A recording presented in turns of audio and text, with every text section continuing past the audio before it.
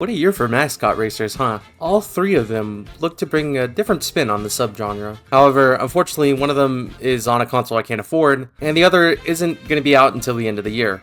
Also on the console I can't afford. Thankfully, the chat, that is Sega, has graciously offered a chance to play the latest Sonic racing game. Initially, when Crossworlds was announced, I wasn't particularly impressed. Team Sonic Racing, while not a bad game by any means, was just another Sonic racing game to me. Pretty alright controls with a safe selection of courses and a really underwhelming roster. But hey, at least the soundtrack was an absolute bop. I figured it'd be yet another pretty safe racing game that All-Stars Racing Transform outshadowed in every way. But then, Sonic Team pulled a fast one on everyone. Tired of the same carts since 2010? Boom, Extreme Gears are back, bitches. Want weird as character picks? Bam! Let's add Miku, Ichiban from Like a Dragon, Joker Persona 5, SpongeBob, Pac-Man? Pac-Man? Okay, that's actually pretty sick. Felt like course selection was pretty standard. Well, now we got this new portal mechanic that makes the second lap a plethora of levels all throughout the Sonic series. Like, are we serious? Who was expecting shit like Dinosaur Jungle and Water Palace to return? Last time when I played Crossworlds, it was during the first playtest on PS5.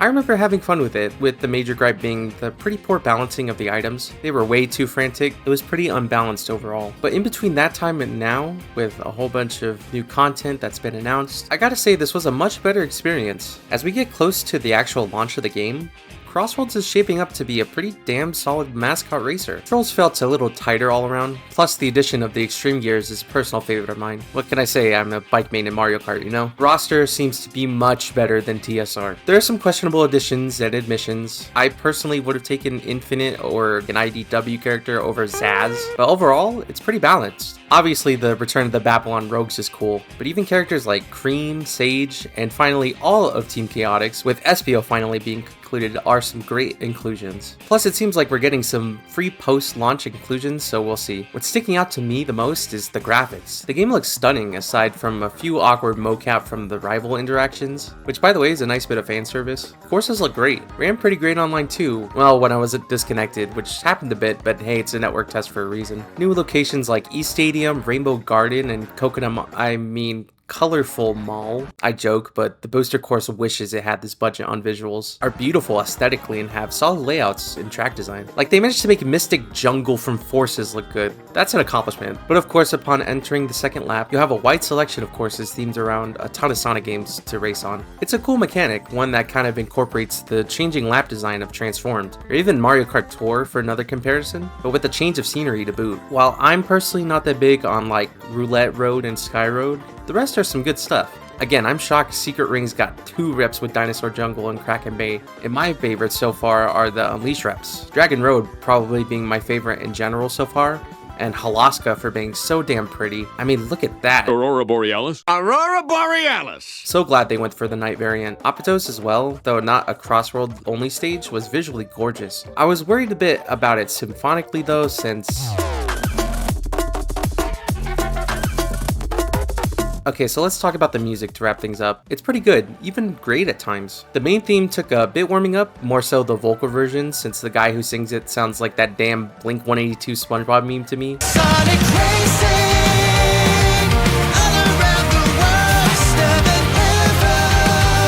maybe that was foreshadowing after all, but it's still pretty good. The new tracks have some great music, and while I think as of now I prefer the remixes of TSR for returning stages, in particular Sand Road, they're by no means bad. Everyone was writing off the new Apatos remix, but aside from a pretty meh mid-section, the rest of the song is great. Especially the last section where it turns into like this samba-esque beat.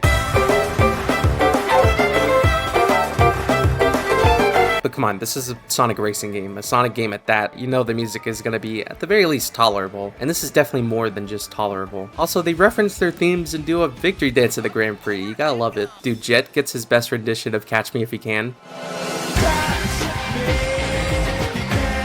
And hearing Dreams of an Absolution again, just in general, overall, I find Crossroads to be shaping up to be a much better game more and more. It's definitely looking to be a more traditional mascot racer than Mario Kart World or Kirby Air Riders. But if it ain't broke, you know. For $70 plus DLC though, well, I don't know about that, but Sonic games go on sale for like 2 weeks afterwards, so I could wait. And wait it shall, because I do want to continue to race in Sonic Racing Crossworlds. Sonic Racing!